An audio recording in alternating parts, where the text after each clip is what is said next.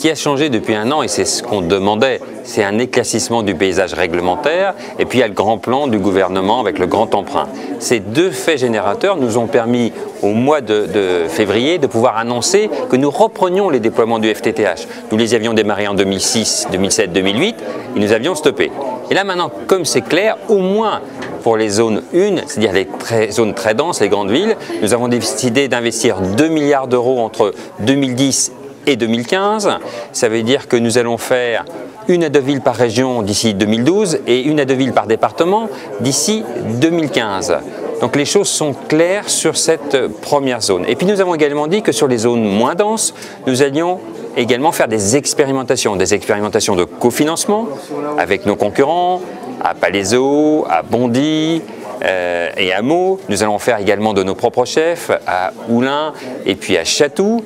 Et puis pour la zone la moins dense, on est ici à Ruralytique.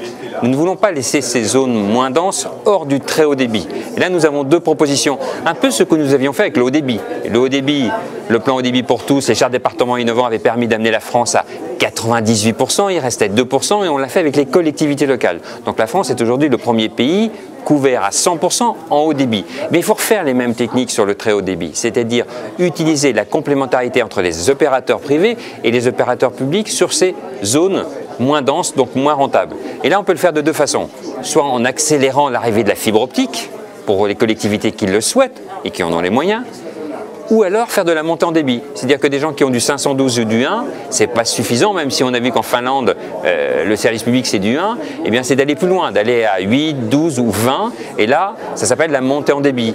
Et sur la montée en débit, la réglementation n'est pas encore claire. L'ARCEP nous a dit cet été, pendant les vacances, qu'elle allait avancer d'ici la fin de l'année en consultant les opérateurs. En tout cas, nous, Orange, on est prêts.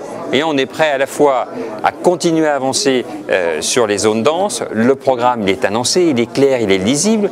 Nous allons participer à la constitution des schémas directeurs dans les départements, dans les régions, avec les collectivités locales, avec les préfets, qu'ils soient de départements ou de régions.